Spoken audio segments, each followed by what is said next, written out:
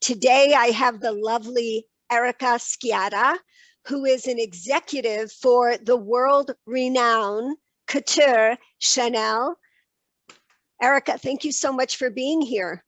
Thank you so much for having me. Absolutely. Tell us a little bit about your work with Chanel. I know you have an executive position, but you also do other things. So I have been in the beauty world for over 20 years, whether it was hair or makeup. I also had the honor of working for Chanel, which was great, and was with them for 14 years. Due to certain episodes in my life on a health scheme, I was basically had to change my career a little bit based on what I knew, what I identified with.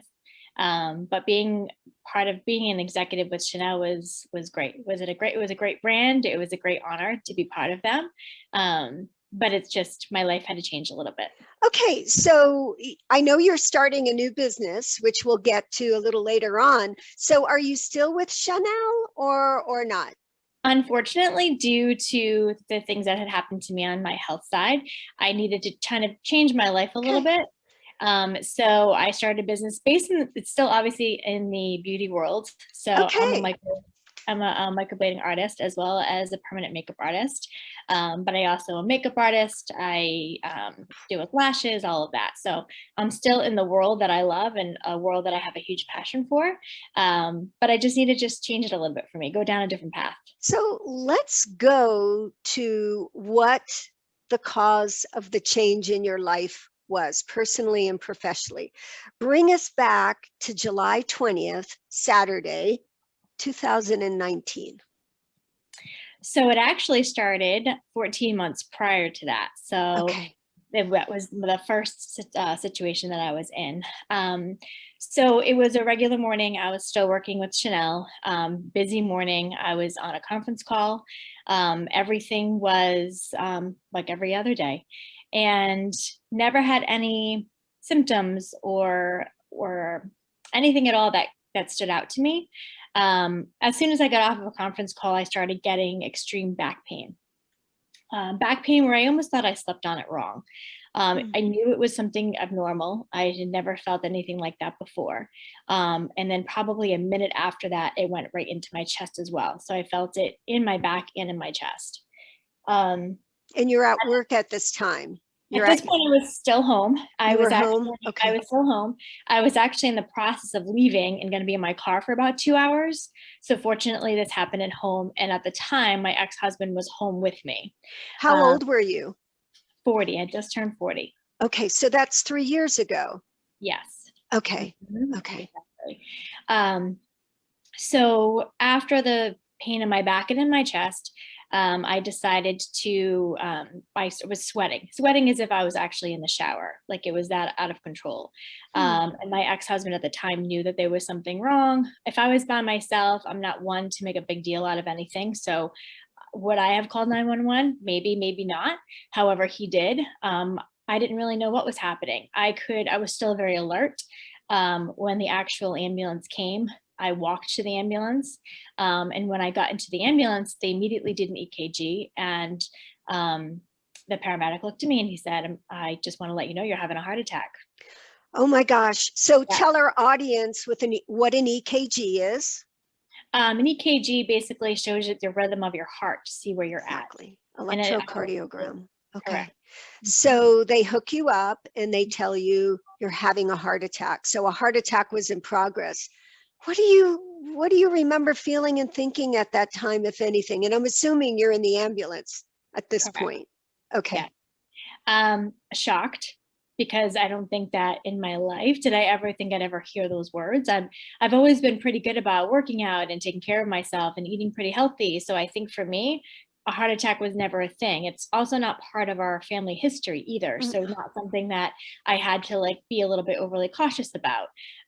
So we were in the ambulance and obviously going to the hospital, and getting into the hospital was an experience, because immediately as soon as I got into those front doors, I probably had about 20 doctors around me, because they'd never expected me at my age to even be there. I didn't really know what to expect. We call it code blue. Yes. Yeah. And it was definitely overwhelming. And I had a wonderful doctor who came right over to me, probably saw the look on my face and was right there, like as support, just to be like, this is what's happening. This is what's going on. Oh my gosh. Were you still in pain as all this is going on and the heart attack is in progress, cardiac arrest?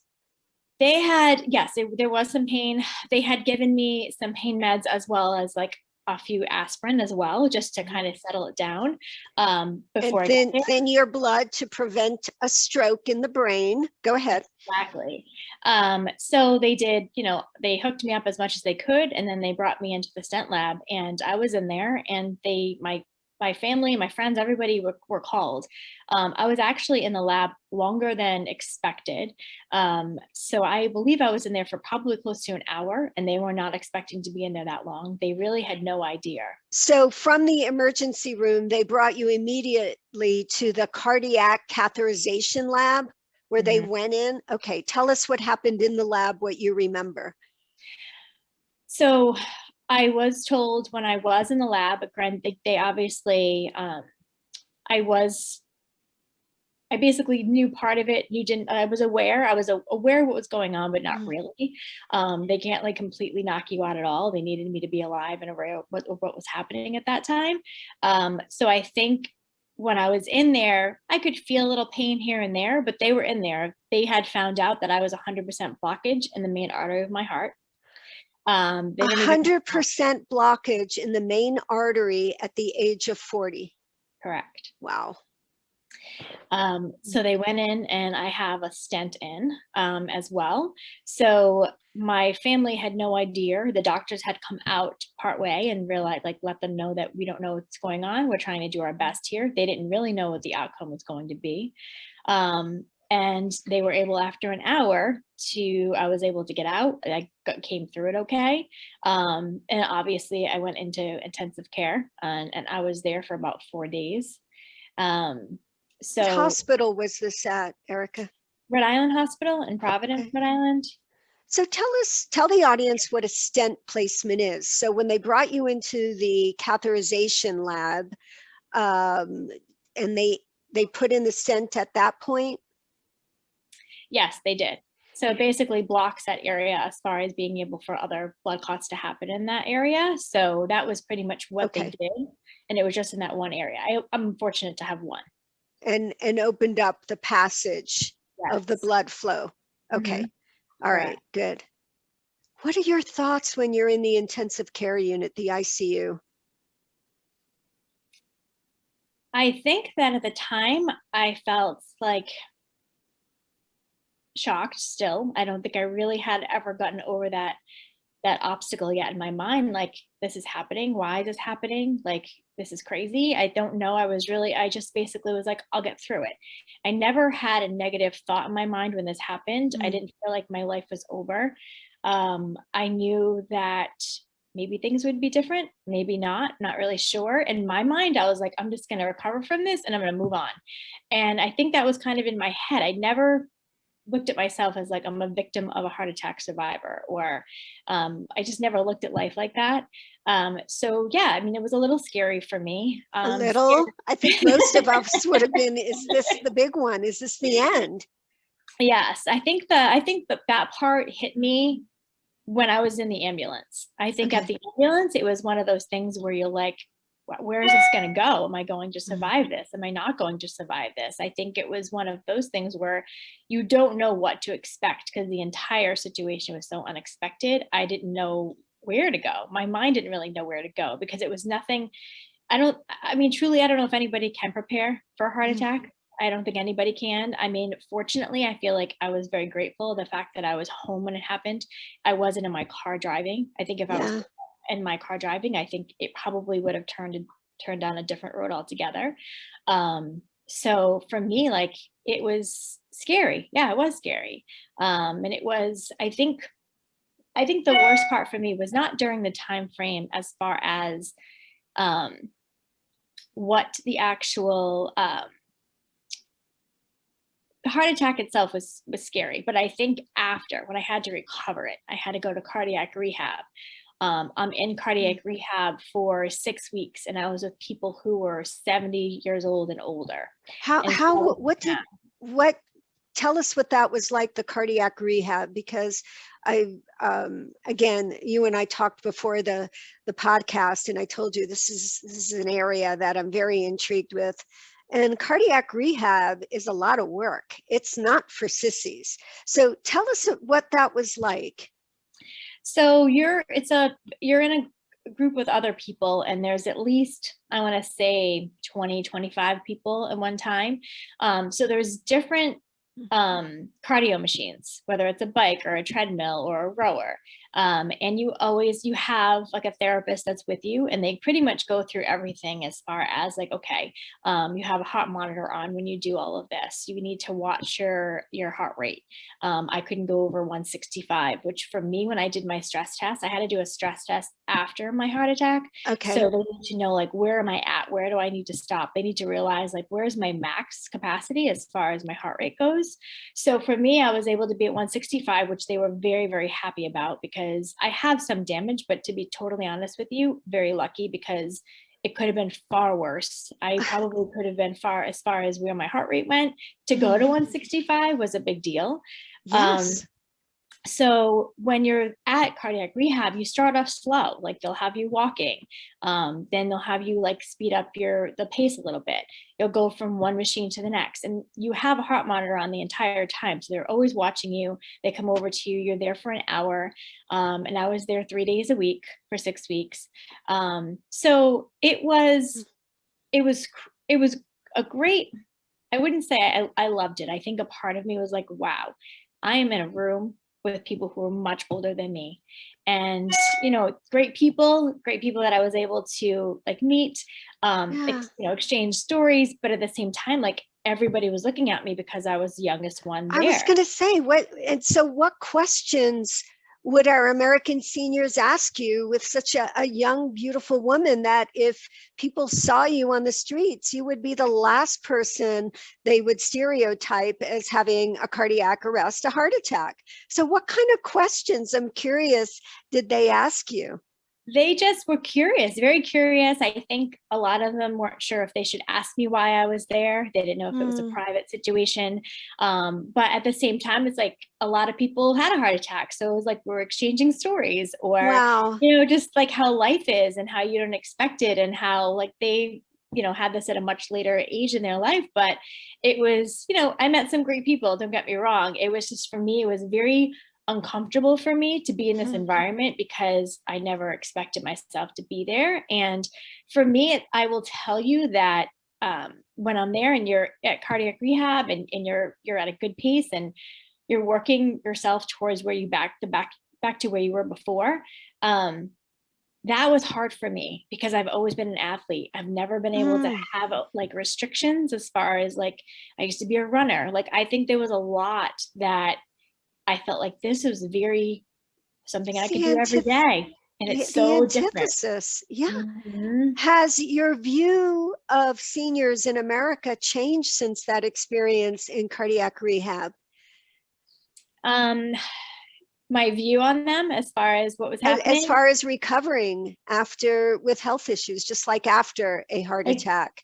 You don't expect it. You don't expect to go down that road. But, and again, like, I never looked at it, I'm the only one in the world who's actually gone through this. Many people have gone through health scares at probably even younger than I was at the time. So I feel like it's just to know that I was at my age, that I could probably get through this. I can heal from this whole thing and be able to move on. Where somebody who's doing this in their 70s, like, how far will they rehab? Like, where will their body let them go? And I think that's one of those things where I felt very grateful to know that and here. That's a beautiful way to say it. Where will their body let them go? And just the strength and endurance at that age as we get older. So go ahead. So after that, it was after cardiac rehab, I at this point, I'm like, I'm trying to get my life back to where it was. I had to go through cardiac rehab. It was 3 months after my heart attack. I was still on a leave from Chanel at the time. And I had to make difficult decisions because I had a very unsupportive ex-husband, where I was the one kind of holding all financial ends of it. I was handling the house, handling all of it.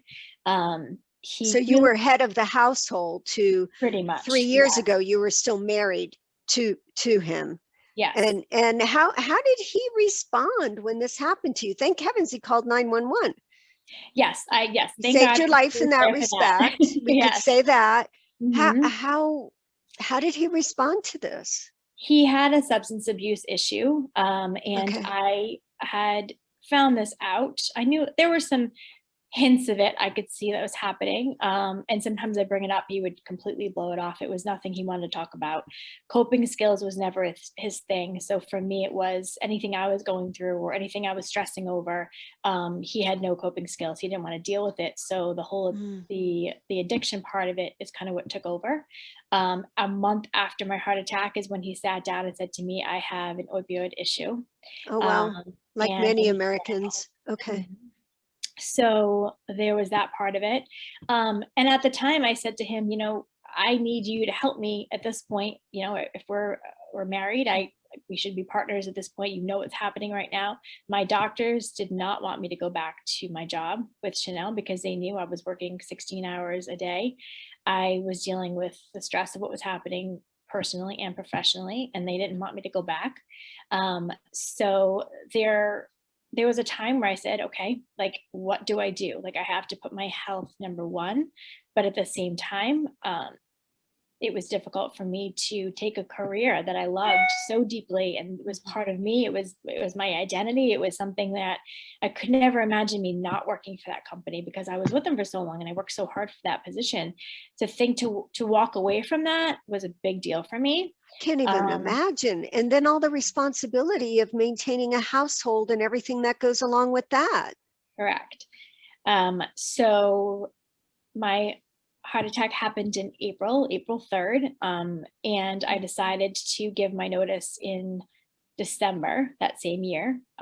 So they knew that, my boss was great. They wanted me to come back, but they also knew I needed to do what was best for me. And they also, at that point, I was like, okay, what do I do? Like, what can I do right now? I don't want to go back into corporate. The beauty world is my thing. I opened a lash extension place where I was working there, but I was now working 7 days a week because my ex-husband was not helping at all. So I'm trying to make money that I was making before. It was not going to happen 5 days a week and it wasn't going to work 9 to 5. So I did everything I could. I rebuilt a studio in my house to go back to being like, I was a bridal makeup pro artist for a long time. So for me, I was there. I was trying to do anything I could to recreate my life in a sense. My gosh. And how long did you do that before the pandemic hit? Wow. So what happened was that was in December of 2000. That was 3 years prior, 3 years ago. So when I came into that year, I was doing that up until July of July of 20th of 2019. And I had actually working 7 days a week from December until then. All of this kind of like, I was doing everything I could to kind of survive. It was like survival mode. How do I pay for a house? I'm dealing with a husband who can't deal with life. It was a different situation. But it was as stressful maybe as your position with Chanel, right? Of course, I think there was stress coming from many different avenues and I'm pretty resilient. So as far as like, I put my head down and just kept going. Like I just did what I had to do. I never said anything to friends or family what was happening. I just was like, I'll figure this out. So I hadn't gone on vacation for probably 10 years. Wow. Yes. Okay. And girlfriends of mine, her sister lived in Vermont. And she's like, why don't we go to Vermont just for the weekend? So I was able to go. So on July 19th of 2019, we drove up to Vermont. We're about 5 hours up there. And we got there at 5 o'clock on that Friday. And the next morning, my friends found me in a situation in their bedroom that they never expected to find me in. Okay. And this is the date you and I spoke of before the show. Correct. So July 20th? Correct. 2019, Saturday in Vermont. Are you at altitude in Vermont? No, not really. It was like Okay. it definitely was not that at all. We just were there. We're at her sister's house. The altitude was fine. What I happened? had lost all bodily control. I don't know what happened. I was sick. They don't know what happened, but they came into the room. I had no idea any of this happened, and it may have happened like later on at night, in the middle of the night, or it could have happened that morning. But they came in Oh my and gosh. they were like, what happened? Like, what's going on? And I didn't really know what to say, to be totally honest with you. I kind of was just looking around. I was embarrassed. I didn't know what to think. And my friends were looking at me. They said to me, like, what's my name? What's her name? And I was like, oh, I know your name. And I made it off like I knew it, but I couldn't say their names. So her sister is a nurse. So she came upstairs, she did my vitals, and she was like, something's not right. She needs to go to the hospital. So when we got to the hospital, now there was a local hospital, almost like an urgent care almost down the street. Okay. So they brought me down there because it was 10 minutes away. The closest hospital to us is in Burlington, Vermont. But at the time they just wanted to get me to a hospital. So when I got there, when I was at the desk, the admin said to me, can I have your license? What's your name? And I couldn't say my name. And that's when, at that point, there was a shock to me because I didn't know what So just your happened. speech, you had lost the use of your speech. Correct. Like I couldn't think of the words for them to actually come out. So my girlfriends were there and they're talking to the doctor, and unfortunately, I got there about 9:30 in the morning. The doctor there said that there's a huge drug issue in Vermont. So at first he kept thinking it was a drug thing for me. And my girlfriends were saying, absolutely not. This has nothing to do with it. I think she had a glass of wine the night before. Like, this is it. Like, there's nothing wrong. And he's like, I know, but this is 9:30 in the morning. He didn't even do anything or say anything. And it was very quiet in there until 1 o'clock in the afternoon. So at that point, my friends are yelling. My parents found out because my parents live in Rhode Island. So now they're 5 hours away. And my mom's a nurse. So she had found out that he should have acted on this sooner than later. And he didn't, because he kept thinking it was a drug issue. And they kept saying, did he ask you about any history? Did he know about the heart attack? He did know about that. He had me take a urine test. Like, he had me do all these things. And all the medical that we would do in the emergency room to rule out any kind of substance use or abuse. But so, and yet you lost speech, but there were no CTs of your brain, no CAT scans of your brain. Well, he did a CAT scan, but he did a CAT scan at like 12:30. It was later than it should have. Oh my gosh. So how long after you got to the ER, the urgent care, right? Yes. Before they actually started running tests of your head, of your brain? I think they gave it a couple hours. So got there at 9:30. I want to say he started doing a CAT scan around like 12:30. He found out what was going on. And then at that point, it was like, then he knew that something needed to be done immediately. So they had a helicopter take me, a helicopter ride over to the Burlington Hospital. The Burlington Hospital, which I think, sometimes you're at the right place at the right time. This particular hospital in Burlington is probably one of the best hospitals to be in if you have a stroke. So is that what happened? Is you had a stroke? Yes. Okay. So what I know, and I've been out of the neuro units for quite some time now, but what I do know is that most strokes occur in the pre-dawn hours. So when your friends, thank God, found you, the stroke was an evolution, I'm assuming, and it was probably a left hemispheric or a left brain stroke. Correct. Because that's where the speech centers are, Wernicke and Broca. Okay. Correct. So do you remember what was going through your head as you're waiting in the emergency room? I was tired. I was very tired. I kept falling asleep. I didn't really know what was going on. I knew that something was not right. My friends were being very calm throughout the whole process. They were great because they didn't really make a big deal out of anything. If they needed to have a conversation, they took it outside of my room. Like, they were trying to keep me as calm as I could be. And I really didn't, I'm not one to overreact on things or to get stressed out about things. I'm pretty even keeled for the most part. But I remember just being really tired. Did you lose the use of one side of your body at all, or? I did not. So when they brought me to the Burlington Hospital, like I was able to have a conversation with the doctor. They didn't expect me to do that. Like I could say what I could say. They didn't expect me to have any of that happening. They went in and they realized that same thing with my heart attack. They found out that with my heart attack, they found out my main artery of my heart was obviously by a blood clot. Same thing with my stroke, was also done by a blood clot. With a blood clot in the brain. Correct. Now, tell us about what you remember with the helicopter ride, because the air medical flights are usually very traumatic within themselves, just like the ambulance. Do you have recall of that, Erica? They were just extremely kind. I think everybody up there was very kind as far as just trying to make sure that I was, you know, calm, that they were just reassuring me the entire trip that everything was going to be fine. I just truly, I was very tired. So I kept falling asleep. Maybe if I was a little bit more awake or wasn't falling asleep for whatever reason, maybe that helicopter ride might be a little bit different for me. But for the most part, I remember it. I still to this day can remember it.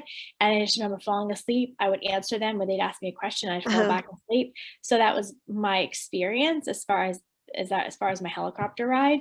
And then we were probably in the helicopter for like 15 minutes at the most, but normally it would have taken an hour to get there if I went by ambulance. And I've got to tell you, the flight crew, the medically trained flight crew, are referred to as guardian angels in the air, you know, because they are phenomenal individuals. The fact that you were so tired is because your brain suffered a traumatic event, and that fatigue is perhaps, or was perhaps, a blessing. So you have a stroke how many months after the original heart attack? 14 months after. 14 months. So you get to the hospital, then what happens? So the doctors are obviously meet me immediately, asking me questions, and immediately back into the lab again to go in there. And they went into my brain and been able to obviously stop this blood clot, keep the blood flowing where it needed to. I remember going in there, but after that, I'm not sure. I remember being very fuzzy on what was happening. I remember having a really bad headache, probably a headache I was pretty much in my room, like in darkness, because of light. I just kept falling asleep. Like I remember the pain was pretty brutal. So I remember that was on Saturday. So I woke up on Sunday to a certain degree, as far as like knowing what was happening. I was being alert. I wasn't sleeping anymore. And that was a difficult time because at that time, my family's there, my friends are there, and my parents are right there, and they've been watching over me and seeing what's happening. And like, they were surprised that, like, they were glad that I was there. I was alert. The doctors would come over. They'd ask me to say, like, what a spoon as an example, or show you an item and say, what are these? And trying to see if your brain was able to connect all the right. Correct. Okay. That was difficult for me because it was, I couldn't say the word. So you had what we call an aphasia. Okay, meaning that you could look at an object that you've always known, but to identify it by its name, which requires memory, you were not able to do that. Correct. Okay. All right. So that was emotional for me because I didn't know, like, what happened. Like, is this my future? I think, to be honest with you, not that I wasn't affected by the heart attack, because I clearly was, but the stroke was, I knew my brain was involved. My speech was affected by it. Like, that was hard for me because it was like, will I ever recover from this? Will I ever go back to what I know my life is like?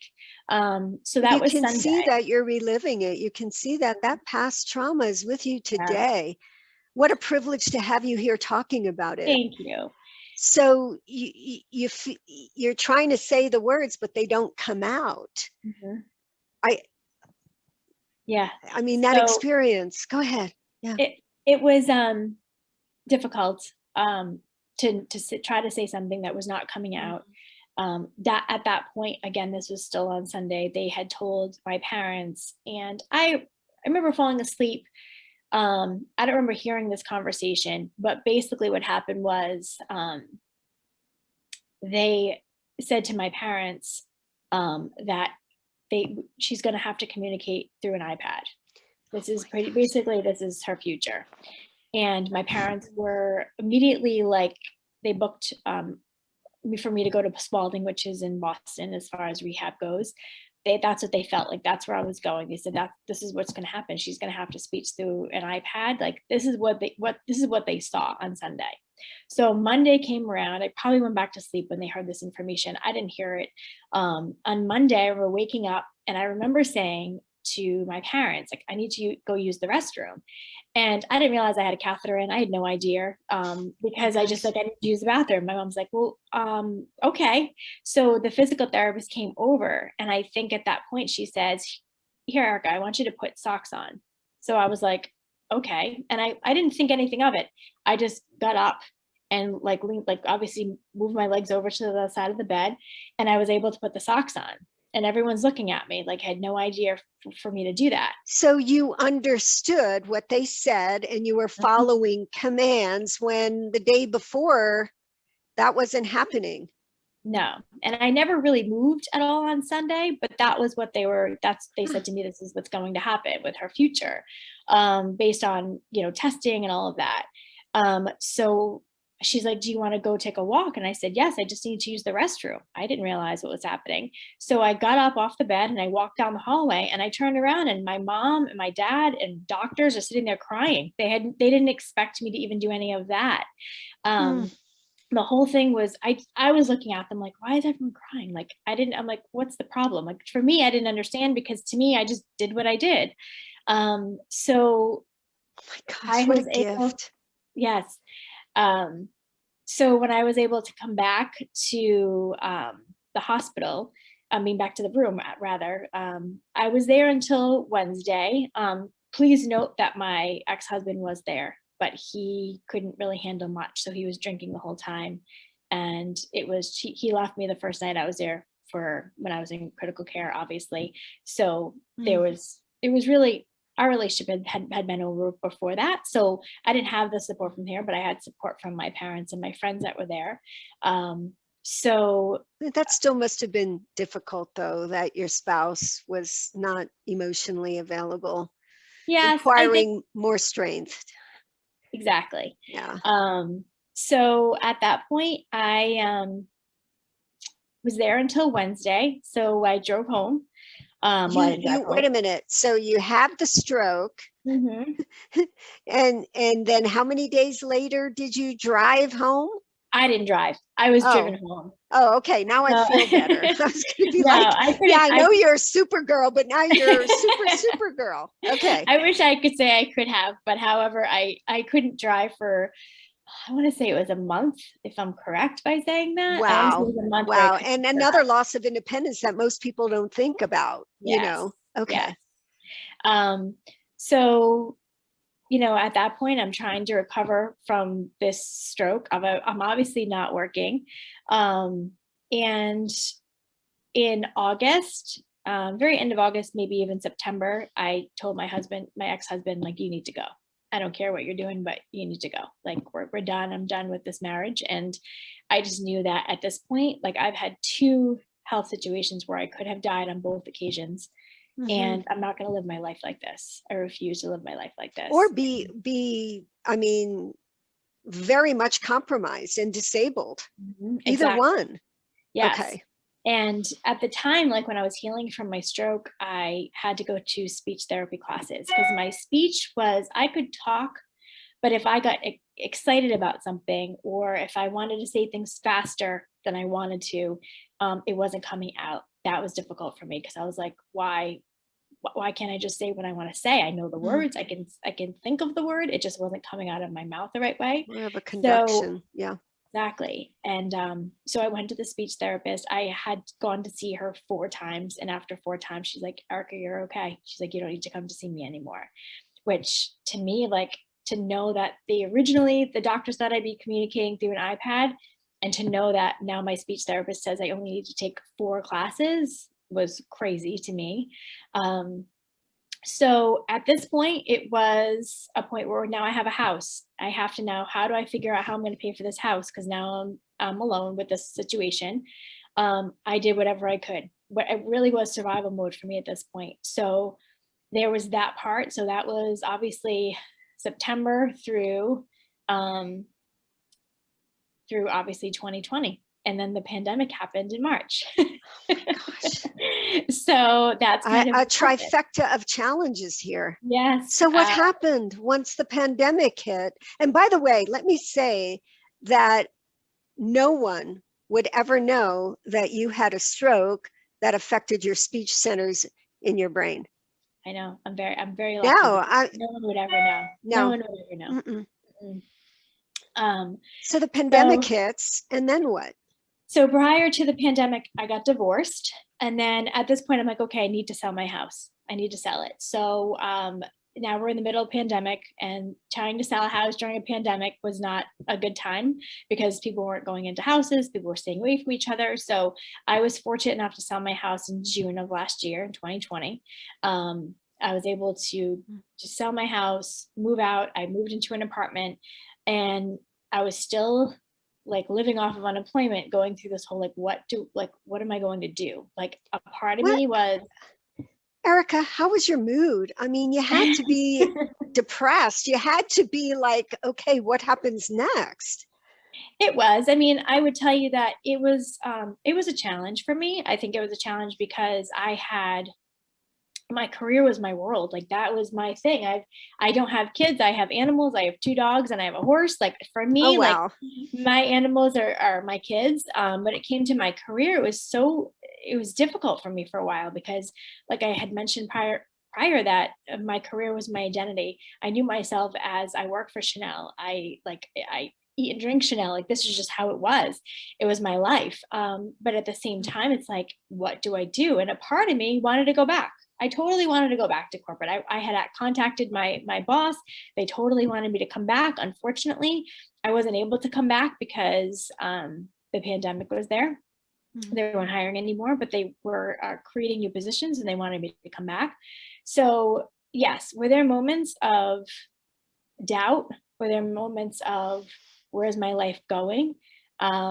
Yes, I would tell you that I'm a yoga instructor. So for me, to be able to kind of get into the whole meditating part, like to meditate was a big deal for me. I needed to get out of my head and not talk myself into a place where I felt like, how do I not get through this? And again, I feel like I'm pretty strong when it comes to a lot of things. And for me to get through things, I just had to figure out what do I have to do? How did you get through, especially those times when you were alone? And thank God, I'm so happy to hear you have animals, because that unconditional love from animals is just, it makes all the difference. But in the dark, in the deep of the night, or the first things in the morning, when most people will feel sad or anxious, how did you get through those moments? Because you had a lot to be angry about. You had a lot to be worried about. And, not only did you have a heart attack and then a stroke, but then the pandemic hits. And how did you keep going? You had the yoga and the meditation, but and that's the uniqueness of you. That's what makes you extraordinary. But can you tell us how you got through those pockets of tough times? I would tell you that I feel like I feel that I'm definitely spiritual in a lot of ways. I feel like I was brought up Catholic. I went to college, a Catholic college. So I saw that. For me, it was, I've had some extreme losses in my life. So I think there was a part of me where it's like, not that I don't believe in a higher being, not that I don't believe in God, but I think sometimes you lose faith sometimes into like, why do things happen the way they happen? And you go through that whole situation. So as far as that goes, it's one of those things where I just had to really just look at what was happening with my faith, and looking at what was going on with how do I get through this? How do I get through how do I get through this whole thing, as far as I feel like God is there, and God is there to actually guide me in the right direction. It may not happen right now, but it may be a situation where I hear the baby in the background. I'm trying to make her not. No, I have two. Are you kidding? Most of us in America have pets. We get it. We get it. Sorry. You can even pick. Is it a she or a he? It's a she. Pick her up. Let's have a look at her. For those of you listening, you've heard her sweet little voice. What's her name? Her name is Luna. Luna. Yes, Luna. I have two of them. Let's see. Let's see. She's very vocal. Like, listen, Luna, are you a beauty there? Do you take care of your mama? Look at her. She does. So yeah, I think there's a point where you just, I had to realize there was a guidance. My mom was there to remind me every day that God's there, he's looking out for you, and there's a path for you. Like, you have to be patient. I can tell you that my patience is not great. I always want. Well, you're a very type A personality. Yeah, very. Which is why you're a high achiever. And what we do know with rehabilitation of any type in healthcare is that type A's usually will do quicker and better because they're persistent and insistent. And like I said, yeah, you're not just Supergirl, you're super girl. Thank you. So no, I mean, I call it like it is. Thank you. And I, having had worked in, like I had said, neurotrauma and in neuro rehabilitation centers, the strength and courage that it takes is incredible to come back. And so the pandemic hits, and I guess, Erica, life as you knew it on so many levels in such a small quantity of time changed almost overnight. If you look at a lifespan, it was almost overnight. And how did you climb your way up and out? I think it was more about any challenge that has ever been brought my way. I think I'm pretty good at being able to get myself back to where I want to be, as long as I put my mind on something, and realize that for me, truly, I felt like, I think what got me through a lot of things is that going through a heart attack and a stroke, losing my career, selling my house, going through a divorce, which that was a blessing. But as far as anything else, it was, I felt like I was here because there was a purpose. There was a purpose for me to still be on this earth. And I think my purpose was, what can I do to try to help as many people as I can, and allow them to see that stress, because doctors, they don't have an answer for me. They said stress was part of the reason why. I really never got an answer as to why this happened. It was what we call in healthcare unknown etiology. There was no evidence-based cause, no family history. There was no genetic blood disorder that sometimes we come across, which will cause children, even babies in utero, fetuses, to have strokes or heart attacks. You did not have any of that then? No, I didn't have any of it. Wow, you are a medical anomaly. You're probably written up in a journal somewhere. I feel like a lot of doctors are saying that to me because they don't have an answer for me, which I think that you can kind of go through your life wondering, like, I'm here, I'm still here. There's a purpose for me here. And I think that that's what kind of kept me going. I also feel like, yes, I mean, were there moments where there was depression and was my anxiety over the top? 100%.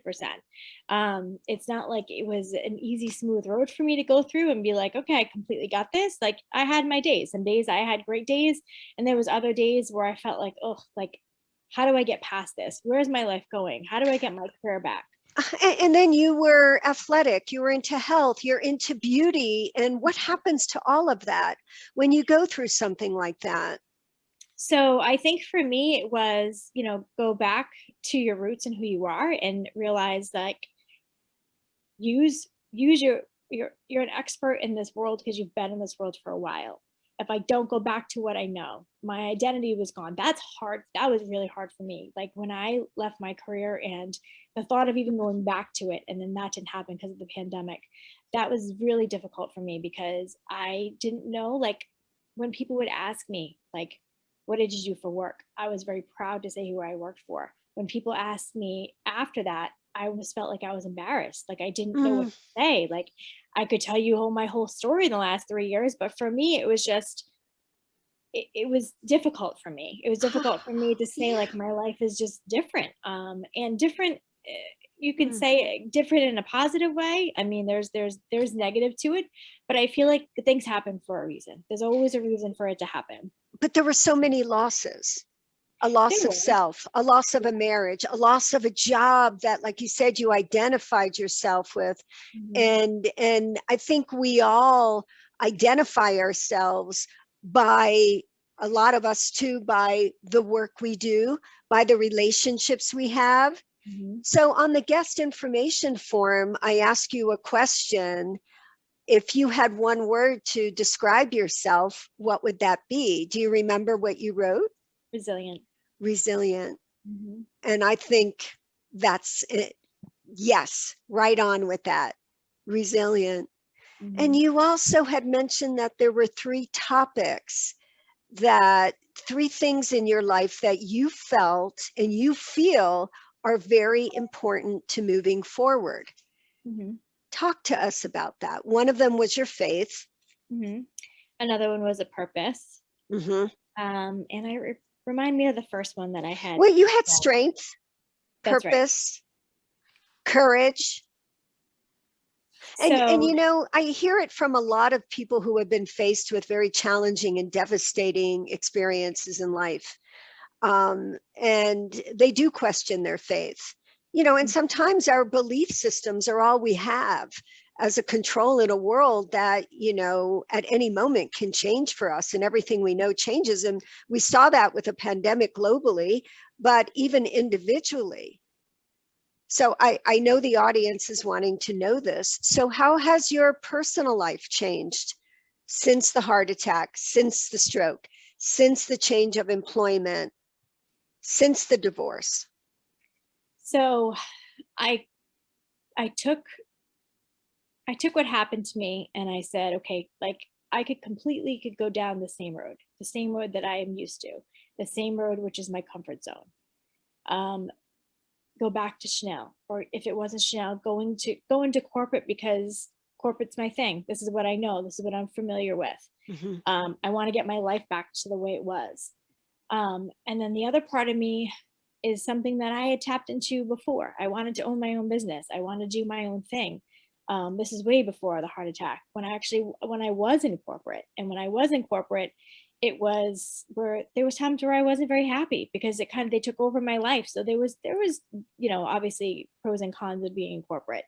So I realized that after all of this happened to me, I realized that life is way too short, and I needed to make the most out of my life as much as I can. I feel like this is where I think the being patient, and really allowing life to happen, even though like I don't think we always have control of what's going on. Your life is there and will be planned in its own way outside of you, outside of Mm-hmm. a higher being. And for me, I decided to start my own business. So I Tell decided us about that. I became certified and I am trained, and I'm actually a tattoo artist because I deal with Wow. microblading Wow. and permanent makeup. My thing is I had to be within the beauty world because for me, That's I your can't that's your imagine going passion. to, That's yeah, the pulse on the vibe for you. Wow. exactly. So, but that was also, I'm going to say that was completely coming out of my comfort zone. I think that what happens when you work for a company like Chanel or in any of the other companies that I worked for, I think you were successful in what you do, but you're also behind their name. I think when you're doing this for yourself, it's you. You are this, like, you're in the limelight. You have to believe in yourself. You have to believe that you can be successful. And again, patience comes into play there. And that was difficult for me because it's used to being able to jump into corporate, you get a paycheck every week. I just want to go back to my life the way it was. That was a struggle for me. But to know that I could actually, be my own boss, grow a brand, maybe even be more successful than I was before. And I think at the time, I last year during the pandemic, like I would date and all of that. You did date then? I did date. So I think as far on a personal and professional route, it was difficult last summertime because like in the summer I was trying to figure out like what is happening with my life, like where's my future going to be. So I think there was a lot. I decided to open the business and get trained. And as far as I'm actually in an amazing relationship now. Oh, good. Yes, how is it different? It's just, I have no words for him. He's just amazing in so many ways. Somebody that I never thought in a million years I'd ever meet. Oh, how wonderful. That's a wonderful fairy tale, right? Yeah, come true.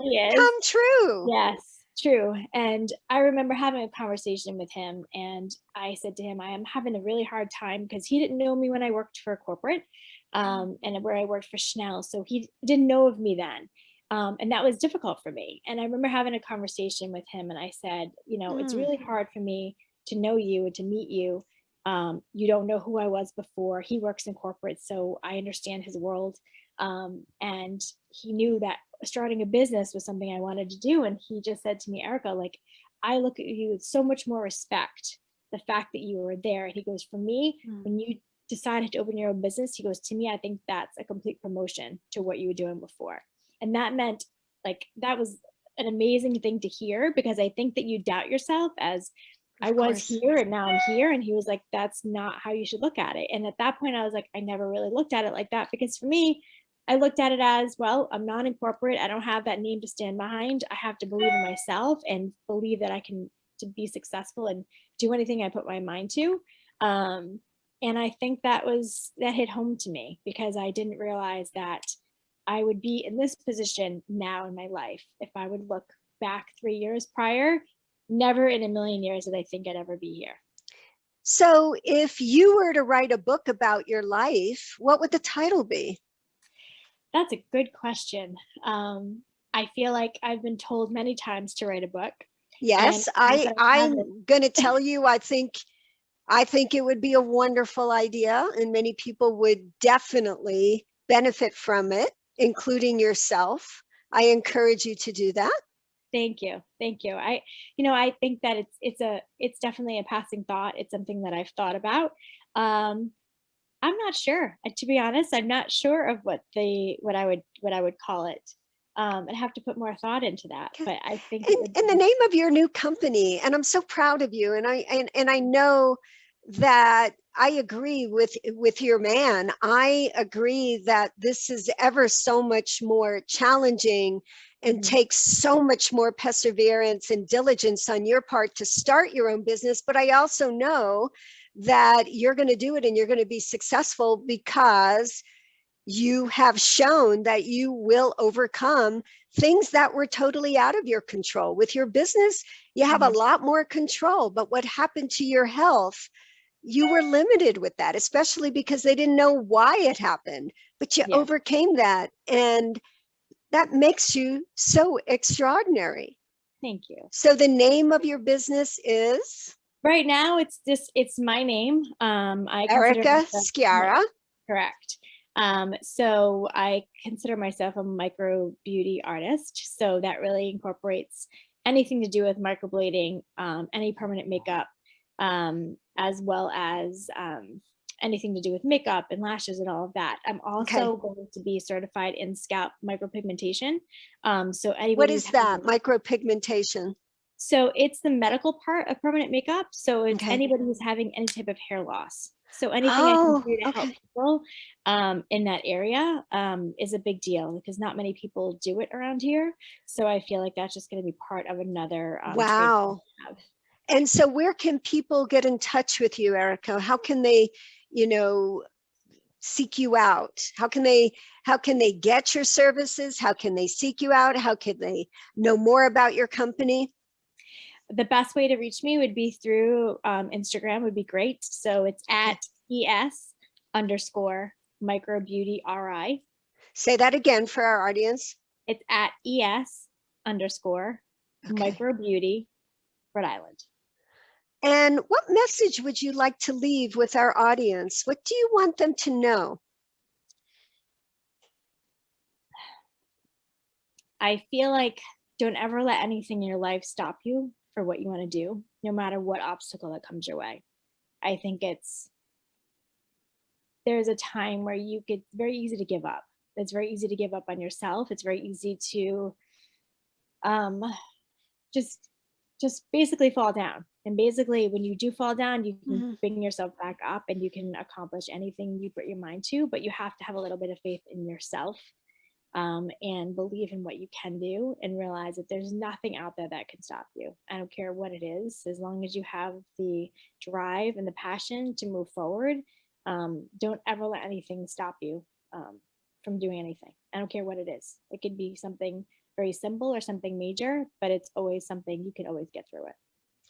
Well, I want to thank you so much for being on Inside America's Minds, for sharing your story, for showing that you can get through the most difficult challenges, for telling us that there is hope. There are wonderful things that can happen after quite challenging events. So thank you so much. Thank you so much for having me. It's been a pleasure. It's a privilege. And I'm excited to hear about you moving forward. You'll have to stay in touch. I Thank know a you. lot of people will want to know where you're at, what you're doing. So thank you. Thank you. All right. Take good care. Thank you. You too.